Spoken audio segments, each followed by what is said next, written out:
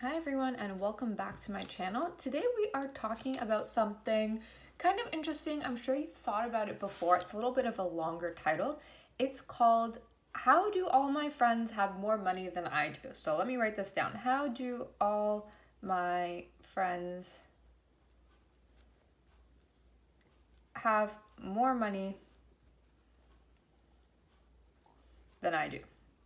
I probably should have wrote this before I started the video itself, but if you like this style of video, then please like, comment, and subscribe. I hope to see you again for another video.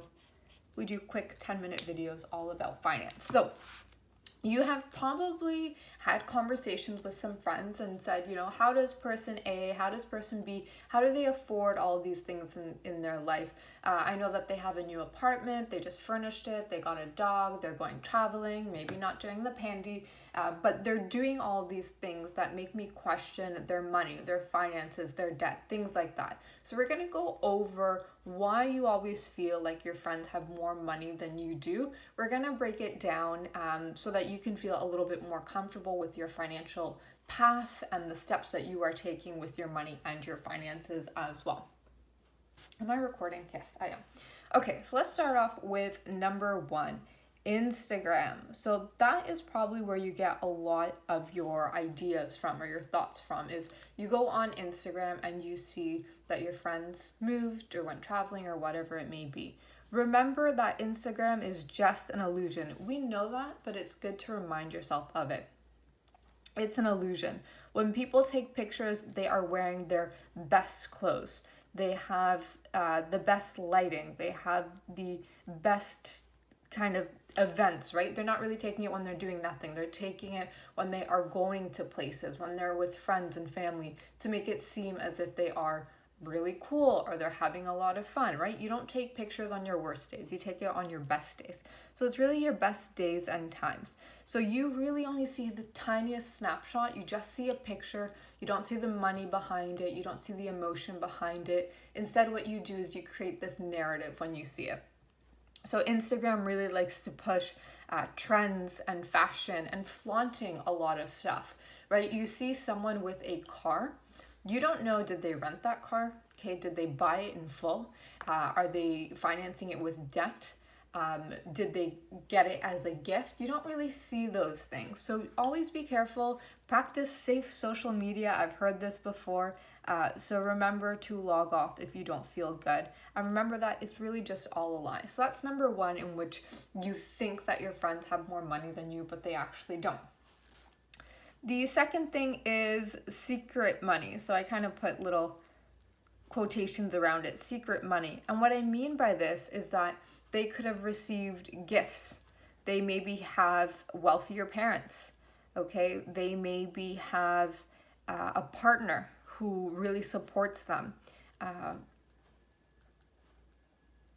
grandparents or trusts or inheritance, right? These things they might not talk about. But, you know, $5,000 at the right time and right place, that's huge. Imagine finishing school and having someone give you $5,000. Or even imagine having someone pay for school. I didn't have that opportunity. I lived at home, but my school still cost me about $35,000, which I was able to pay off in about a year. But that's $30,000 that I couldn't save. That's $30,000 that I couldn't spend. That's $30,000 I couldn't invest and have it grow, right? So even if you have parents pay for school, that is huge. That puts other people at an advantage, maybe relative to you, right? Gifts that could either be directly financial versus indirect, buying a car, furnishing the home, paying for your phone bill, things like that. Okay, this helps people in ways that you might not think that it does. So that's something else to note. They either have no savings or they have debt. One and or the other, okay? This is a big one. You see what people post, you don't see what they don't post. So maybe it's that they have saved nothing, or maybe it's that they're literally negative $50,000 or maybe $10,000 or whatever the amount may be.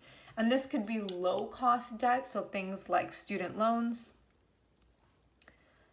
car loans maybe, or it could be more high cost debt. So things like credit card debt, right? You don't see this. You see where they spend their money. You see their vacations. You see their pictures going back to Instagram. You hear their stories, right? But they might not necessarily tell you where that money comes from or the debt that they have. So yes, maybe they paid off this vacation in full, but they have $30,000 that they owe to the bank for student loans. So that's something else to look into. In that same idea, we have credit cards, right? So credit card debts. But if you're like myself, you can use credit cards to your benefit. So credit card hacking, for example. And this is knowing what cards to open up. Okay, so you have ones like cashback cards, right? So you'll get maybe 2 to 10% if it's a promotion on cashback, which will help for them to save some money or reap some money back. So cashback rewards. You also have travel rewards. You have just general points and perks that can be used. Okay, lounge access, for example, maybe front of the line access in the case that you're looking to buy concert tickets, things like that. So not only is it credit card hacking, but you also just have loyalty points. There we are. So knowing how to use them, that's the important thing here, is know how to use them. Because if you don't, you will end up losing more than you think you will. But understanding how to use them, understanding the promotions that they have. Okay, this is a big one. Doing things like promotions, that can work to your benefit. So in general, right now, what I'm talking about is the ways in which you think they have more money than they actually do. But this is a way that maybe they are saving money. It depends kind of what friend you're looking at. But this is something that you should look into or at least think about. And then we also have, what's my last point? It's just quite frankly, different priorities, okay? Some people are okay with debt. I am not. Some people are okay with having different amounts of debt. But for example, you have one friend who might go out for food all the time. So one friend might be dining out all the time. And you might say, wow, they have so much money, they dine out. However, you maybe have a car, okay? Versus another friend who has a downtown apartment. So these are all sacrifices that different people make, and it's all about your different priorities that you have. So, you know, your priority or my priority or someone else's priority might be to have none of these and to just save, okay? And that's the thing with personal finance, is it is personal. So it's not right to say this is right versus this is wrong. Everyone can look at different ways to save better or to spend better as well, right? Knowing that, yes, technically I could save more money on food and groceries if I ate toast and beans every day, but I don't want to, right? I want to eat better than that. You know, I could live in a studio apartment, but I would rather have a little bit more space. So it's a fine balance that varies from person to person. And it changes over time, right? Your partnerships, your career, your job, maybe your comfort level, things that you were willing to sacrifice time and money for 5 years ago might not be the same as now. So I think really it's important to understand that people do hide quite a bit of things. Oh, there is an email. People do hide quite a bit of things and don't take everything for face value, okay? So it's important to ensure that just because someone says, hey, I got a new car, right? That doesn't mean that they bought a brand new car and paid all of it off in cash. That could mean that they bought a used car and they are using types of debt and types of credit cards so that they can finance it. Maybe they bought a brand new car, but they're going to trade it in. Maybe they don't maintain their car because they don't have the money for it because the car is so expensive. So it's really hard to just look at something at face value and say, this is what happened. You know, they have a new car, therefore they're rich. No, not at all. It's probably the opposite. A lot of people do have debt. A lot of people do struggle with money. And right now we're just talking about spending versus saving. We're not even getting into retirement and investing.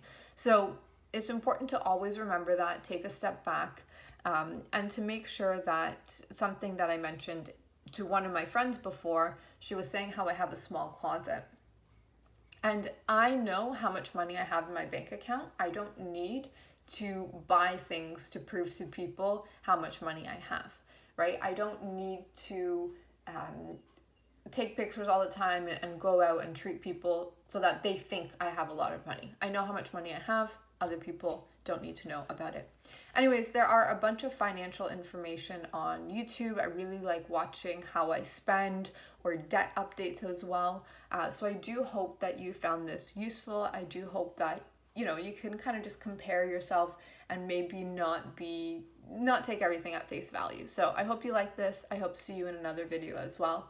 Best of luck in your financial journey. I'll see you back here for another video. Like, subscribe, come back again. See you guys later. Bye for now.